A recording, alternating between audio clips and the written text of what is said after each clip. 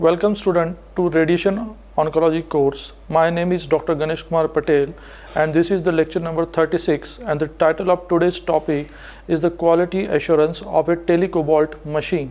First, we will understand what is meant by quality assurance and what is the need of quality assurance.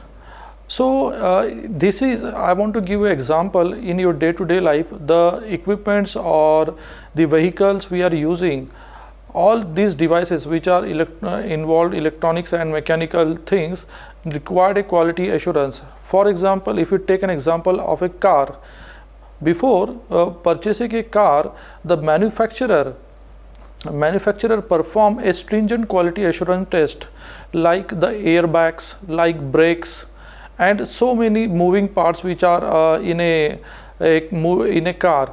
Especially if I say about the airbags, because it's related to the safety of a passenger, life safety of a passenger. The manufacturer of the company never compromised with this. So like this, when we speak about the quality assurance of a therapeutic equipment, because this is the machine which we are going to discuss is a therapeutic equipment which are used to treat the cancer patient. So it is utmost importance and concern for a manufacturer to have a good quality assurance before supplying to the end user. So what is the aim of this quality assurance? The quality assurance in radiotherapy refers to a set of processes and procedures designed to ensure that delivery of radiation therapy is safe, accurate and effective. It means that delivery should be safe, accurate and effective. So these are the three things which should be ensured by a quality assurance process or a procedure. Then why it is need to have a quality assurance? Because ultimately you want to treat the patient with more delivery without errors. So to reduce the uncertainty because of any reasons, because of the patient setup or machine technicality, uncertainty and errors in dosimetry as well as treatment delivery, to improve dosimetric and geometric accuracy, precision of the dose delivery, which indirectly increases the success of your treatment outcome. Your treatment outcome is means that highest tumor control probability and lowest normal tissue complication probability. To avoid the chances of accident in a treatment delivery and machine breakdown or faults. So if you keep on performing a quality assurance with so you can avoid the machine breakdown as well as any kind of accident which can directly hamper the patient. Then patient safety throughout the treatment process. And the final goal is the patient safety throughout the treatment process of a radiotherapy. Now, it is very important who perform this quality assurance. In radiotherapy, there is a designated post of a medical physicist. He is the sole responsible person and a qualified person who is authorized to perform a quality assurance of all therapeutic equipment used in radiotherapy, and it has a regulatory approval from, like in India, the Atomic Energy Regulatory Board, which authorized this person to perform or responsible for quality assurance of a machine. So second question is that who maintain the record of a quality assurance? Because as medical physicists perform the quality assurance, medical physicists can maintain the record, as well as in department the radiological safety officer is also responsible to maintain the quality assurance of all equipment used in the department. Then what is the role of a radiotherapy technologist and radiation oncologist in the quality assurance? As you know that a radiotherapy technologist is the machine operator, and he is the person who is responsible to take the patient for setup and delivery of a dose. So he is the integral part of the radiotherapy process, and during radiotherapy there is the possibility that if because of any reason machine performance have been hampered because of collision or because of any kind of issue, it can affect the radiation output and which directly affect the patients. Like suppose an example is, suppose any patient have a severe skin reaction, and a technologist is in touch with every fraction of a patient, so he can point out that if is there any problem from the machine side, that machine is delivering higher dose than the expected dose. So these kind of observations a radiotherapy technologist can understand and convey to a medical physicist and radiation oncologist to avoid any kind of patient harm. Similarly, a radiation oncologist who is relying on blindly on a machine must understand that the quality assurance of a machine should be well verified or get verified from the medical physicist time to time for the satisfaction, so that he, while giving a dose to the patient, the doctor or radiation oncologist should be well aware that the equipment where he is allowing patient to deliver a dose is quite safe, accurate, and who verify the quality assurance. As it is mandatory to maintain a record of a quality assurance, these records are generally verified by the inspection team of a regulatory body of that country. In case of our India, Atomic Energy Regulatory Board generally have their inspection in every radiotherapy center where they verify these quality assurance tests. And if QA fails, what to do? This is a very important question. If a quality assurance fails, what to do? Who will rectify this? The answer is the medical physicist. The medical physicist is the responsible person. Once he performed the QA and found that any quality assurance, either mechanical, electrical, dosimetrical, any QA which failed, that should be immediately conveyed to the service engineer or the engineer of a equipment which is installed in the department, and the service engineer has to rectify the parameter which has been disturbed, or because of that the QA has been failed. So that has to be repaired or repaired from the service engineer, and again a medical physicist has to re-verify and to check that QA has been passed. So now we are going to understand the quality assurance of a Telecobalt machine. Telecobalt machine is a machine which contains a high activity cobalt 60 source, and because there is a we understand in our previous lectures the radioactive source are radioactive source, the safety point of view, there are so many stringent conditions. So we are going to, you can see the picture here. This is the picture of a Theratron 780C, and there are some other models of a Telecobalt machines like in the indigenously developed Bhabatron 1, 2, and then there is a Phoenix Theratron 780CD. These are the models supplied by the Team Based, which is Canada based company. In this you can see that this is the head of a head of a gantry, and this head can rotate like this, and it can rotate like this also, and there are the various indicators on this gantry, and this is the gantry stand behind this. This is the couch, and we are going to see the various quality assurance related to this head, related to the movement of gantry, movement of couch, gantry stand. And this gantry can rotate either plus 180 degree or minus 180 degree. So if a gantry wants to rotate either clockwise or counterclockwise. Okay, so the first important test which we are going to discuss is the mechanical quality assurance, and you can see in the picture there are 3 star patterns. You can see 1, 2, 3. These are the star patterns which are generally obtained from a film. A film can be a radiographic film or a gaphchromic film. Recently we are using a gaphchromic film because the processing time of this film is very fast. Once it is exposed, it gives the result within within a minute or within 15 to 20 seconds. So first you can see at the picture, the first pattern is the mechanical isocenter verification of a collimator rotation. Because in a gantry there is a collimator which can rotate throughout the 360 degree, plus 180 or minus 180 degree. So we must verify that first we must understand what is the isocenter. In short, I will define what is isocenter. Isocenter is the intersection point of a collimator, axis of collimator rotation, and the axis of a gantry rotation, and the axis of a couch rotation. So isocenter is the intersection point. It is an virtual point which is a intersection of axis of rotations of these 3 moving parts: a collimator, a gantry, and a couch. So we must understand whether the collimator rotation is it is accurately performing its rotation within a isocenter. Similarly for a couch, similarly for a gantry. For this purpose, we generally use a film. This film is being sandwiched between a two slab phantom or it is a solid water phantom, water equivalent material density.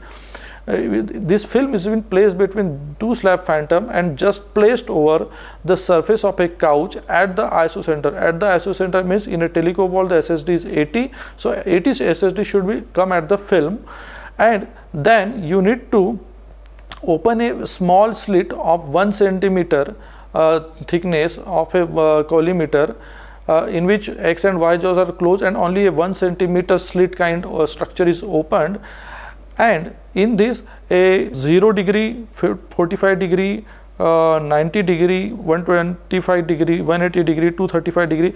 In this all different gantry collimator rotations, film is exposed. Once the film is exposed, you will find this kind of pattern. And in this pattern, this all pattern is intersected, should be assessed by a 2 mm diameter, means the intersection of all these points should not cross the 2 mm diameter, that is the tolerance limit. The same procedure has to be performed for the gantry rotation. In gantry rotation, a gantry will rotate at a different gantry angles, 90, 270, 180, 0 degree and 135 at this angle, and again in the same way you will find a star pattern. Similarly, for a couch rotation, couch will rotate 45 degree, 90 degree, 135 degree, 90 degree. In this way, couch also getting rotated, keeping the film in a slab phantom. In this way, again you will obtain a star pattern. So all these star patterns has to be analyzed in a simple software where it has been scanned, or there is a film scanner where the film is scanned, and you have to verify, like in this left hand side picture, this is the diameter of this intersection, and your diameter of intersection should not be more than 2 mm. So if it is more than 2 mm, it means that there is a inaccuracy of your isocenter, or particularly if there is a more than 2 mm in a couch, or there be more than collimator or a gantry, then you need to inform to your service engineer, and he has to clear these things. The next is the gantry isocenter test, which we have already seen in a through film, but there is one more alternative for mechanical isocenter verification, which is if you have a no film, then you can with a simple a pin which is a very like this is a very pointing structure or a pointing device. You can use any refill or a simple pin or a head pin also. That pin has to be placed over the couch. It should be placed over the couch, and its tip has to be coincide with the virtual isocenter, which can be located through the laser, and you need to just rotate the gantry. Suppose in this case the gantry is rotated at 90 degree, you have to place in the opposite direction a simple paper. You can see here there is a simple paper, and you can see that there is a cross wire is available in the gantry. That cross wire should have a intersection with a small 2 mm diameter. This is a visual observations. So there is a probability of manual error. So film is a more accurate way to identify isocenter. But suppose you don't have a film, you can go with this isocenter verification. And this isocenter verification should perform at 0 degree, 90 degree, 180 degree and 270 degree. Fix a sharp rigid, and this should be at 80 centimeter SSD because this is Telecobalt machine, and all points should be within 2 mm diameter. Then the next quality assurance, mechanical quality assurance, is the use of SSD verification. Means source to isocenter distance, simply we call it, or source to surface distance, or source to skin distance. In case of Telecobalt, it is 80 centimeter. So this is a picture of a mechanical isocenter device. This is a mechanical isocenter generally used in LINAC. In Cobalt there is a different structure, but it looks like same. There is a magnetic end here. There is a magnetic end which just stick to the head of a gantry, base of the gantry, and there is a bar which having a distance 80 centimeter from the surface of a gantry to the isocenter. So suppose your SSD means, how do you verify SSD? You have to verify the SSD at the surface of a couch by placing a plain paper. So when you are putting a mechanical front pointer device, it should be, you need to first bring the couch at the isocenter, okay, and you can see your optical distance indicator 80 centimeter. Once you bring, as you slowly you have to bring your couch up motion, and just it has to touch at the bottom, at this pointer, just it has to touch. Suppose it has touched exactly at 80 centimeter of ODI, it means that your SSD is verified, or your SSD have a no problem. The other way of this SSD verification is using the slab phantom, that we can see in next slides, or so in next slides. The other important is the parallelism of the jaws, because you know that in gantry there are X jaws and there are Y jaws, and these jaws create a field. So it is not possible that these jaws, because these jaws are the mechanically fitting device, and because gantry is moving number of hours in a day, years, months, there is a possibility of mechanical damage, or there is a possibility of any, because of any collision or any collision, the probability that these jaws can be shifted or shifted. So suppose this is an example. You can see that these are the X jaws and Y jaws, this square, and this is this black line means your jaw is little disturbed. So this jaw, suppose this is X1 and X2, and this is Y1 and Y2. You can see that Y1 and Y2 jaws are exactly parallel, but X1 jaw and X2 jaw are not exactly parallel. It is somewhere inclined. So how do you check this parallelism of jaws? So you can see that with the help of a graph, this test has to be performed with the help of a graph paper. Graph paper has to be placed at the isocenter, where you can see, and you need to open a field size, example 10 by 10. And if your jaw is looking like this, then there is an angle is formed between your graph line and the actual shadow of this X2 jaw. This angle should be less than or equal to 1 degree. Okay, that is our tolerance limit. So if it is less than 1 degree, then it is okay, you can go ahead with this QA. Then orthogonality of jaws. Orthogonality of jaws means these jaws should have a perfect 90 degree. Here in this case, the perfect 90 degree is not formed because the jaw has been misplaced.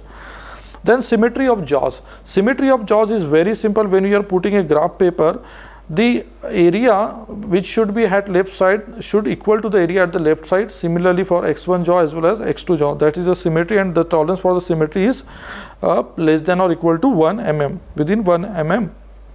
Okay. Besides that, there are some electrical and devices which need to be verified. Because Cobalt, in Telecobalt machine, there is a source which perform the movement from off position to on position, and this movement is electrically powered. So it is very important that that you need to check your electrical power supply by verifying all these things. Source driver shutter provided working or not working, means when you are switching, it is going source is getting out of the shutter and going back to shutter, that need to verify. Emergency stop button, we have understood in previous lecture what is emergency stop button. Head collision should, this is if in our case it is not provided, but it is required to be provided in present machines. Head collision system should be provided. If it is provided, you must verify if couch and gantry is coming in such a some range, the gantry should stop automatically. That is a head collision system. Then source head display means if there is a beam off indicator, beam on indicator like a radiation warning lamps which you have seen, head lock indicator, collimator rotation indicator, then off shield indicator and light field displays. All these kind of indicator which are in the form of light should be displayed or should be on whenever you switched on the power. That need to be verified visually. Then I said that the couch is also an important thing, because there is a possibility that depends upon the patient weight and because of the gravity effect, the couch can sag. The couch can sag, or because it is a mechanical device, mechanical parts are involved, motors are involved, there is a possibility that some motors are damaged, and couch cannot perform the longitudinal or lateral or vertical movement perfectly, accurately. That needs to be verified. That is, we read that we vertical motion, lateral motion, longitudinal motion, rotational motions, all this motion has to be verified. And sagging also need to be verified. Sagging, it means that with the weight, there is some sagging limit, that within that sagging limit the couch should not sag more. Then this is the most important dosimetric test, that is the congruence between a optical field and a radiation field. First, we understand that we cannot see X-rays. So how do we define the field? We define the field with the help of X and Y jaws.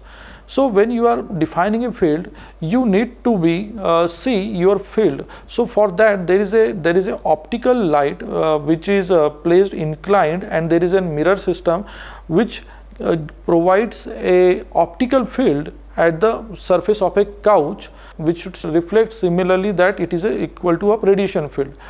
But it is not necessary that your actual optical field and your radiation field will remain congruent for all the time, because I said you that your jaws, the movement of your jaws, because of any damage or any misplacement, if jaws are not taking an exact shape of a field, there is a possibility that your optical field and radiation field has been disturbed. So to perform this test, a radiographic or a gap chromic film is mandatory. Without film, this test cannot be performed. You can see the picture at right hand side. This is a film which is just placed over a slab phantom, and it is placed, the SSD at the surface of the film should be 80 in this is a Telecobalt machine, and you have to provide a build up. In the Cobalt machine, the build up should be more than 0.5 centimeter. You have to place the build up over this, and we generally perform 10 by 10, 15 by 15, 5 by 5, different field size, but we will take an example of 10 by 10 field size. You need to place at the isocenter this film, then you need to put as appropriate build up, then you need to expose. Film is exposed to get enough optical density, means enough darkness. Enough darkness is required to see the visual inspection. Through visual inspection, you can means darkness should be such that you can visually also verify the congruence between optical and radiation field. Okay, and the tolerance limit for this test is the less than or equal to 2 mm or plus minus 2 mm. So how do we read that? If you have marked the boundary with the help of optical field, when you are exposing, your film get dark. The darkness of film and the boundary of your optical field should be within 2 mm range. You can visually also verify, but in case if you cannot sure visually, you need to scan this film and then you need to verify in the software. This is the other method to verify. Then optical distance indicator or ODI test. This is very important. This is also very important test, and in this test, what you have to do, you required a slab phantom with 1 centimeter thickness with slab, and you can see that this is a scale system, and in this various SSD has been verified. This kind of scale you can see at the surface of a couch in a Telecobalt machine. And here right hand side you can see the table. So first you have to put a number of slab phantoms with 1 centimeter thickness you have to put over the couch, and select a SSD 60 centimeter. Okay, and just remove your first slab. You should see that put a one more slab 161 centimeter, then just verify this scale. It should come exactly at 61 SSD on optically at the surface. Similarly for 62, put one more slab, 63, put one more slab. In this way you can go up to 80 centimeter slab. It means that 20 slabs you can put one by one, and just verify that your scale is coming exactly at that distance which can optically observe. And this is the next important error, is the shutter timer error. First look at the picture. You can see that I said you that in a Telecobalt machine, the radioactive source perform movement. It means it goes to on position, then goes back to off position. Off position is mean that source should go back to the shielding, like this is a depleted uranium shielding. Okay, so while performing this movement from off position to on position, there is a, during this transition there is a, because source will go out of the shielding, it starts emitting radiation, it is emitting radiation all the time, but out of the shielding, that X-rays, that photon gamma rays can reach to the your couch or the patient. So that time need to be considered for calculation of your treatment time.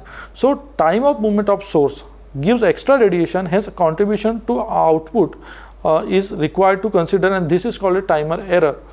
It can be evaluated by double exposure method. The process to evaluate is the double exposure method. Place the center of a thimble chamber. Thimble means the ionization chamber, that is we call a Farmer chamber, at the normal treatment distance, means at SSD 80 centimeter, put inside a phantom. Select a time t, give 5 exposure which with time t, and take average reading. In next 2 consecutive exposure at half of the time, we can see in this picture, and this is the formula. This is the formula you can use. In this there are 2 readings you have to take. First readings at the time, whatever the time you decided. Next 2 consecutive exposure of half of the time of the previous time, and need to put into the formula. Okay, and the tolerance for this test is the plus minus 1%. Okay, now this is the method we have performed. This you can see at this table. We need to we need to know this, what is R1, meter reading for the time t in coulomb, because you are going to measure a charge with the help of ionization chamber. So you have measured 3 readings, then you need to take a average reading, then meter reading with the interruption, means you have to interrupt the source, means you have to suddenly switch off the source, and you need to measure the readings, and again you will get a charge. Okay, that will become your R2 reading, and thus you need to put in this formula, and you will get a time. So in this case the timer error is 0.009 minute. So generally the manufacturer timer error is less than or equal to 1 second, and we found our timer error is 0.09 minute. So it is also a way less than 1 second. So this QA has been passed.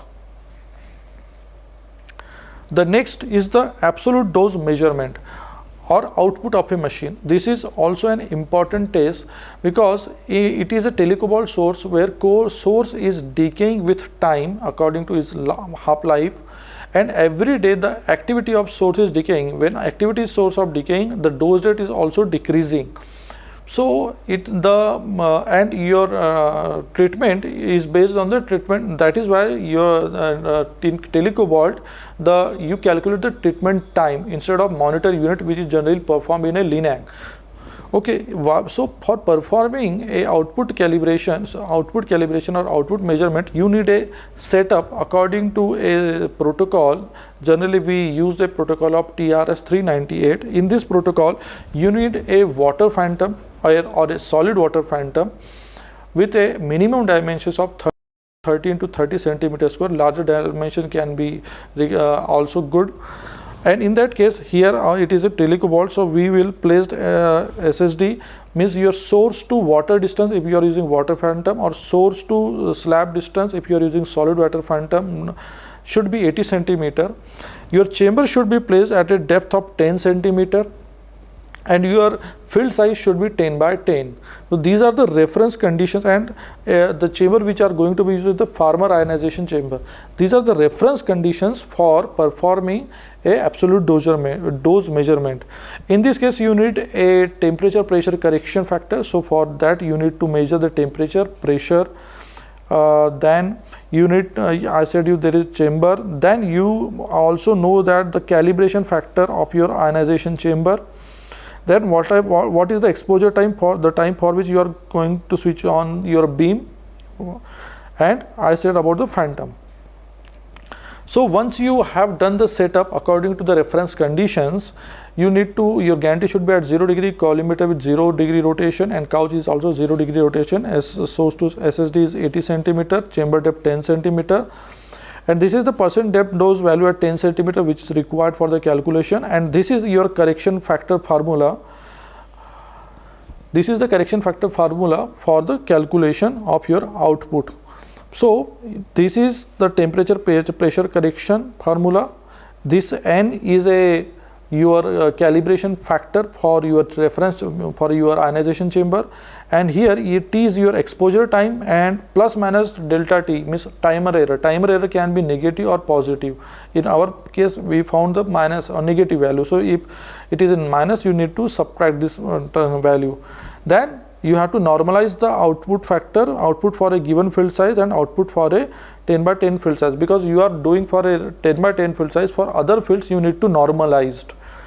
You can see that we have measured for 5, 10, 15, 20, 25, 30, 35 field sizes with for each field size 3 readings, and we have taken an average. After taking an average, we need to put these values, and you will get a correction factor here. Here you need to multiply here with your meter reading. Here it is not there. You need to multiply with your meter reading value, and you will get a correction factor. For 10 by 10 field size it is 1, because your reference field size is 10 by 10 and your given field size is 10 by 10, so the value becomes 1, and these are the output factor which needs for the calculation of your treatment time. Similarly, you need to calculate a wedge factor, because in Telecobalt machine there are physical wedges are being used, and there are generally 30 degree, 45 degree, 60 degree physical wedges are there. So you need to also find out the output with output as well as wedge factor. How do we calculate a wedge factor? It is simple: exposure in presence of a wedge and exposure under same conditions without wedge. The reference condition of phantom is same, which we have seen, same reference condition, same chamber, nothing is changed. You have to simply physically switch in the wedge, take a reading, then take out the wedge, take a reading, and that ratio is your wedge factor, and you have to measure, and your reference value need to be within plus minus 2% variation. So in this way you can need to calculate your wedge factor. Then the next important thing is the radiation survey of a Telecobalt unit. Radiation survey is a very important thing because you are going to handle a radioactive source, and there is a possibility that if there is any kind of a leakage in a construction of a bunker, or any damage, internal damage, or anything which can cause a leak in the radiation, that can only identified when you are performing a radiation survey. You can look at the picture. This is a rough diagram of your layout of a Telecobalt, and this is your gantry, this is your maze, this is your secondary wall, this is your secondary wall, this is your primary wall, this is also your like it's a secondary wall, this become a maze wall. You need a use factor. I said you in my previous lecture the role of use factor means occupancy factor. We have seen that for occupancy factors. What you have to do, then you have a ceiling. Ceiling is there. You need to mark your layout areas with like this: A like a secondary wall, B at the lead glass, because if there is a lead glass, a viewing glass, you can see from the console directly to the patient. C control console, then conduit, we have seen that conduit, door like this is a D1 door, then here is a D2 door, secondary wall, L, M and O. These are the points where you have to measure the radiation with the help of a radiation survey monitor. And this is the radiation survey monitor. Generally we use, this is the ion chamber based survey monitor. Here it is there, ion chamber is there, and readings is the milliroentgen or Roentgen per hour. So at this, and when you are performing a radiation survey, what you have to do, you have to open a maximum field size. In a Telecobalt, the maximum field size is 30 by 35. So you have to open a maximum field size of 35 by 35, and we already seen that how you have to mark. Then you have to perform this radiation survey for 4 gantry angles, means gantry at 0 degree, gantry at 90 degree, gantry at 270 degree, and gantry at 180 degree. And you have to go with the survey meter, stay here, measure the reading, stay here, measure the reading, stay here, measure the reading at the ceiling. At different points you have to measure the readings, and you need to record and make a table. In this way you have to perform a radiation survey, and that radiation survey should be within a permissible limit defined by a regulatory body. Okay, so thank you very much. We will continue our quality assurance in next lecture.